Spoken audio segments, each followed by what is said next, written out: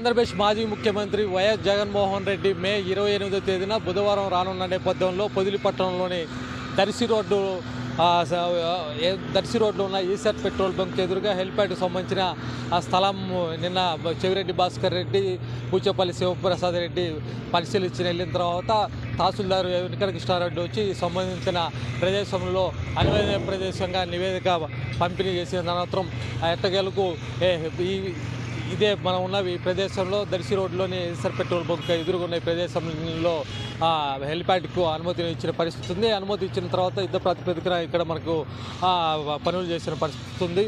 ఒక పక్క రోలర్తో ఇప్పుడు మనం ఏదైతే ఆ రోలర్ తిరుగుతుందో ఆ రోలర్ తిరుగుతున్న ప్రాంతంలోనే హెలిప్యాడ్కు సంబంధించిన 80x80 అడుగుల ప్రదేశంలో అక్కడ హెలిప్యాడ్ నిర్మాణానికి యుద్ధ ప్రాతిపదికన పనులు జరుగుతూ ఉంది. సాయంత్రానికల్లా దీనికల్లా ఒక రూపం వచ్చే పరిస్థితి అయితే ఉంటుందని వైఎస్ఆర్ కాంగ్రెస్ పార్టీ నాయకుల దాకా మనకు సమాచారం ఉంటుంది. మొత్తం మీద ఇప్పుడు అదే గ్రానైట్ సంబంధించిన చిప్స్ కూడా తొలి చేస్తారు. ఇక్కడ నుంచి బయట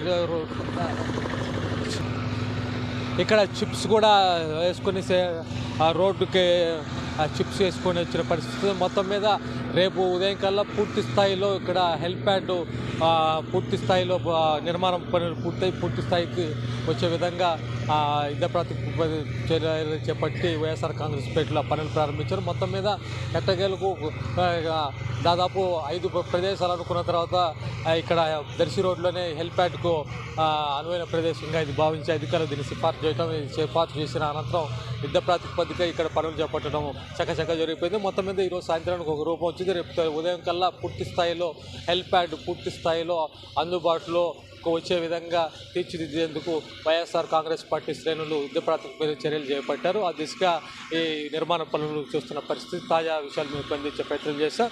వీడియో జర్నలిస్ట్ మస్తాన్తో మందగిరి, పొదిలి టైమ్స్.